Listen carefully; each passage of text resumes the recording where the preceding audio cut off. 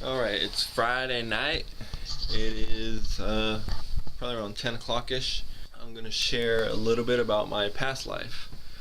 So basically, I'll share some of the stuff I got involved in once I started hitting my teenage years, mainly high school. Um, Now, I took my first drink of beer at a family reunion when I was younger, elementary age. One of my cousins from out of town, he just got a beer can because, you know, everybody's just mingling, and so much. Just my little cousin just went over there and grabbed one, and he said, "Hey, you want to try it?" And so we tried it, and that was nothing. I hated it. It tasted nasty to me. And also at my first house that I can remember where I lived at, um, one of my older cousins, she had a cigarette and she told us to try it. I tried it, started coughing, and I hated cigarettes. But as I got into my teenage years, one thing I was very involved in, and one thing I loved was my passion was football. I loved football, wanted to be a football player and everything. So I played football since I was little, and in high school I wanted to keep myself healthy. So I knew I didn't want to get involved in drinking. But it was my sophomore year. One night we went over to a friend's apartment, me and a couple of friends, and they were playing a drinking game. Now I told myself I want to stay healthy for football. I need to be in shape. I want to be a player that excels on the field and whatnot. And so, anyways, everybody was drinking, everybody except for me. And so I was sitting there watching them play this game, having fun, laughing. I'm thinking, I'm here. I might as well do it. What's it gonna hurt if I just have fun for one night? And so that was my first night really drinking, and I remember I just got drunk and started doing stupid stuff. And I always said that drinking brought out the Looney Tune in me.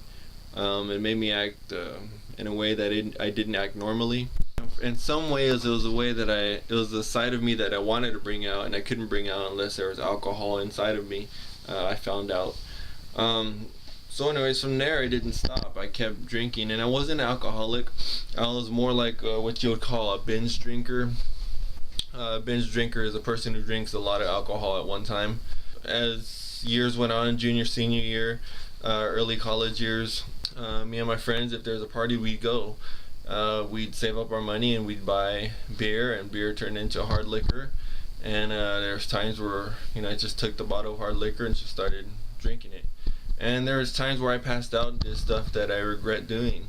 There's times where I passed out and I remember waking up and there was a security guard in front of me. And so after that night passed, I would wake up in the morning. My friends would ask me about stuff that happened the night before, and I wouldn't know what had happened. And they told me that I was urinating inside of a garbage can outside at a liquor store or something.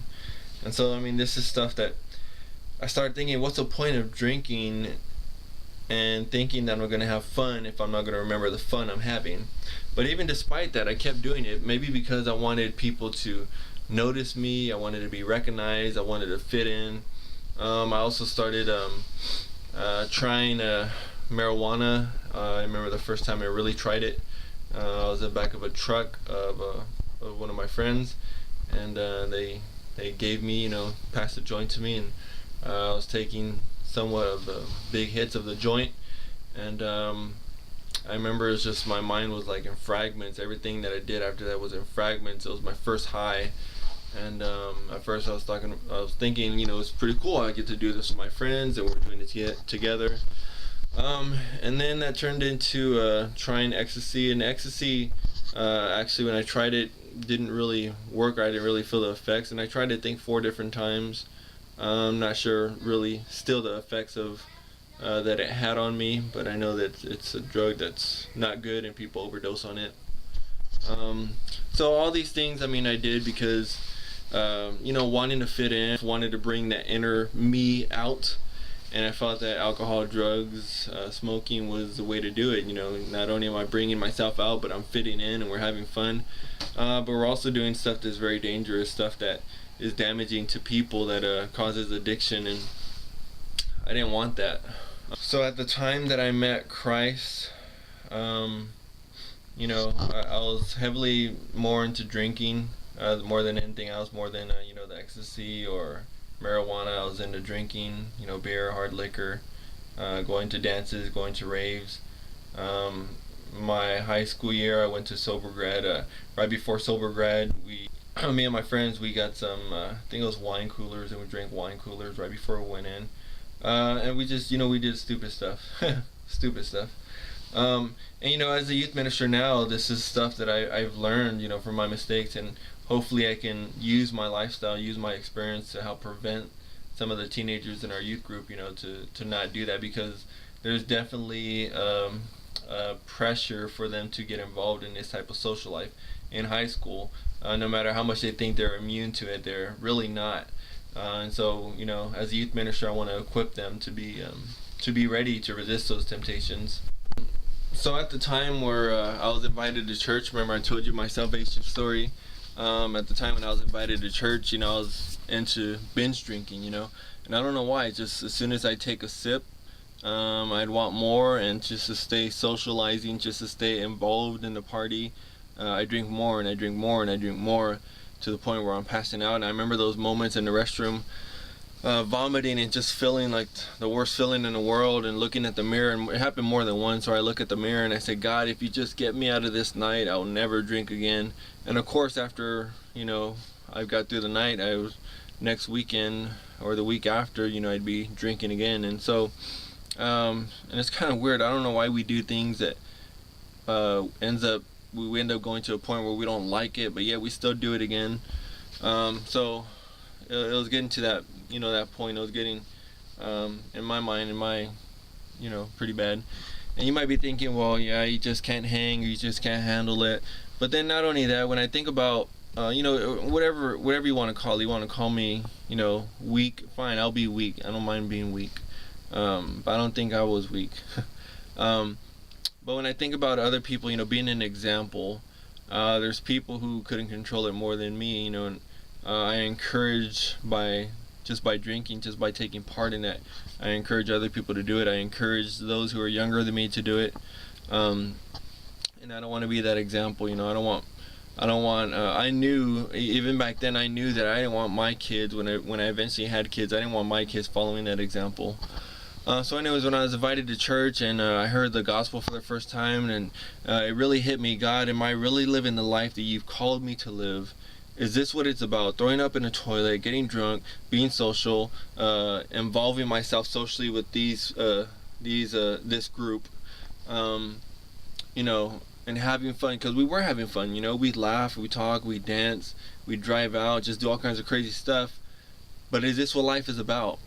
And through reading the gospel, I knew that God has so much more for me, and it was by His grace and by His mercy that He pulled me out of that lifestyle and said, you know what, you'll have more fun in this lifestyle. It'll be more enjoyable. You're going to go through some struggles, but this is a life that I called you to live.